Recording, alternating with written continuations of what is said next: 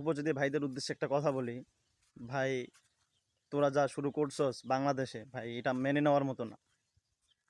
ভাই, তোরা যা সেনাবাহিনীদের সাথে যে ব্যবহারগুলো করতেছস, তোরা যেভাবে বলতেছস যে বাংলাদেশ আমার, বাংলা পাহাড় আমাদের একারই, বাংলাদেশের পাহাড় আপনাদের যে একারই, এটা কোথায় লেখা আছে ভাই? এটা আচ্ছা বুঝলাম ভাই, পাহাড়ে তোরা থাকস, বাট ভালো কথা, তোরা আজ থেকে হয়তো পাহাড়ে 200 বছর আগে আসছস।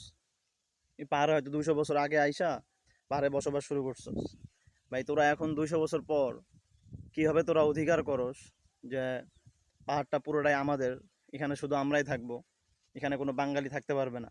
আচ্ছা ভাই, তোরা বাংলায় কথা বলস, বাংলাদেশের সব কিছু খাস, বাংলাদেশেই থাকস, বাংলাদেশের সব কিছু পোশাক পরস, বাংলাদেশেরই খাস, বাংলাদেশের জায়গায় পেশাব করস, বাংলাদেশের জায়গায় পায়খানা করস। ভাই, তোরা তারপরেও বলিস যে আমরা বাঙালি না, আমরা উপজাতি। তোদেরকে কে উপজাতি বলছে ভাই? তোরা কোত্থেকে উইরা আসি জুইরা বৈশা বলো যে আমরা বাঙালি না, থাকোস আবার বাংলাদেশের মানচিত্রের ভিতরে, থাইকে আবার বলো যে পাহাড় আমাদের একারেই, আমাদেরকে শতভাগ পাহাড় আমাদেরকে লিখে দিতে হবে, আমাদের নামে করে দিতে হবে রেজিস্ট্রেশন। এটা কোথা থেকে আসে ভাই? এইসব চিন্তা ভাবনা আপনাদের মাথায় কোথা থেকে আসে?